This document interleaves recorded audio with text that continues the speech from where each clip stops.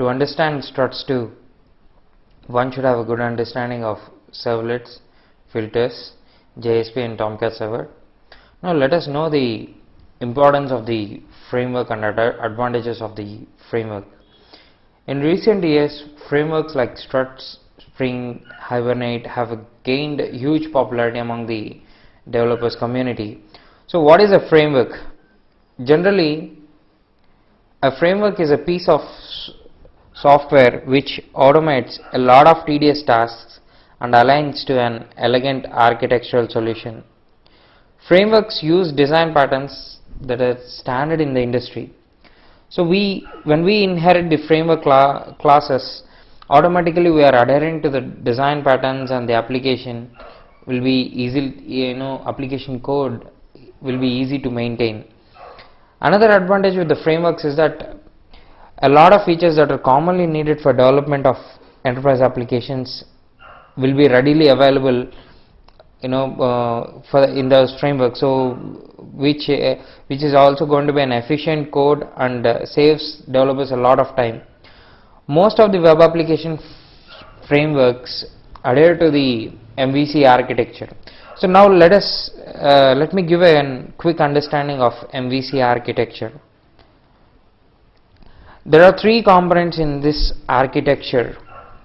They are controller, model and view. The controller is the one which is responsible to get a request or a command from the user and decides on which model or business logic to be invoked. After the model returns a result, based on the result, the controller decides on what view needs to be forwarded to the client. So this view will be sent back to the client, and this view also uses some of the return values or some of the calculated values from the model or domain objects to display the result. So this architecture holds good for any kind of application, either it is going to be a web application or it's going to be a standalone application. Adhering to MVC architecture improves the maintainability of the code because the responsibilities of the components are now separated. So let us go ahead to see about the design patterns that most commonly used in the MVC based frameworks. As we discussed that framework use design patterns, let us discuss about these things. The first one will be the front controller pattern. This pattern has a component which looks for all the requests that are landing onto the web application with a particular URL pattern and routes them into the framework, inside the framework for further processing. The second one is the command pattern, which will take care of the communicating with the different components. An action class is the example for that. And next two design patterns are going to be composite pattern and decorator pattern. Strut styles is a good example of composite pattern, and the view solution like FreeMarker or SiteMesh are examples for the decorator pattern. We'll get to see about these design patterns in future sessions. Next, let us know the advantages of the Struts2 framework. It's an advanced framework with a lot of solutions that are commonly needed for the web-based applications. It is totally based on MVC architecture, and then its configuration is simple. One who has already worked with Struts 1.2 will certainly feel the difference about the simplicity in the configuration that Struts2 gives. And another component that is newly introduced into Struts2 framework are the interceptors. They are actually used for to reduce the cross-cutting functionality, and also can be used for some pre-processing and post-processing of the request and response.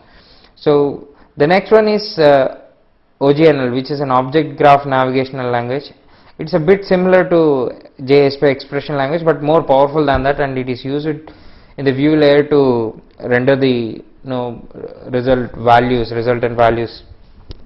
Struts2 is easily pluggable with any of the result type. So generally struts2 supports Ajax, JSP, free marker, velocity, site mesh, etc.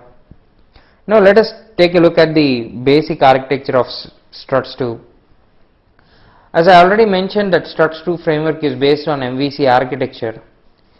Here the filter dispatcher works as a controller. As per the design pattern, this component works as a front control pattern and routes all the relevant requests into the framework. The action takes control of the request and it plays as a role of the model component. Here action class works as a command pattern to communicate with different classes and decides on what result type need to be forwarded. The view component can be implemented here with Ajax or JSP or free marker and anything else, and once the result is built, the response will be sent back to the client. Now let us have a bit bigger understanding on how struts2 really works with the interceptors.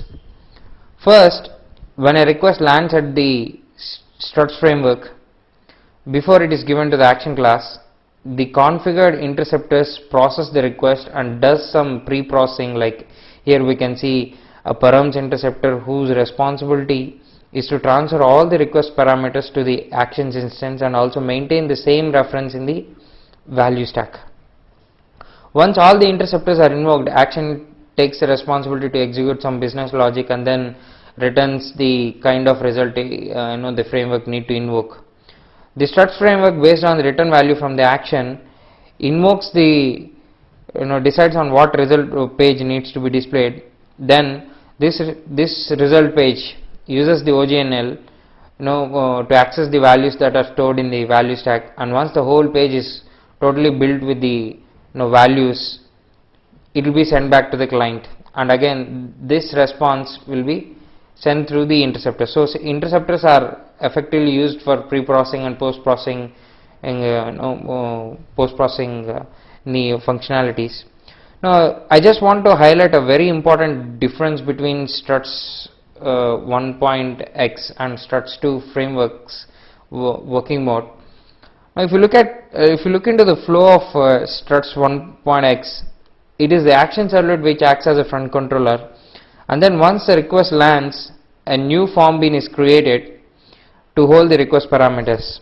Then the action instance is invoked. Please remember that in struts1x there is always only one instance of action is present and it accesses the form bean that is created for that particular thread. Whereas in struts2, the filter dispatcher works as a front controller pattern. Please remember that the filter dispatcher is a filter component, it's not a servlet. Once the request comes in, a new instance of action class will be created and the params interceptor loads all the parameters from the request to the fields of action instance. This means that now in struts2 there is no separate form bean to hold the request parameters. As there is an instance that is created for each and every request, the action can now hold all the request parameters into the form fields. Now the form bean is no more there, all the request parameters can be directly mapped into action. That means action instance can also be used as a domain object inside struts2. Let us take a detailed look of struts architecture. You can see that once a request lands at the application, filter dispatcher takes the control, and based on the configuration, filter dispatcher based on the configuration action will be invoked, and it is the action invocation which is responsible to invoke all the interceptors before an actual action is given the responsibility. Once the action decides on what kind of result needs to be displayed, result will be built, and again the interceptors that are configured in the path will be invoked and the response will be sent back to the client. So we will get to see more details about these each and every component in future sessions. Now to summarize about the components in struts2,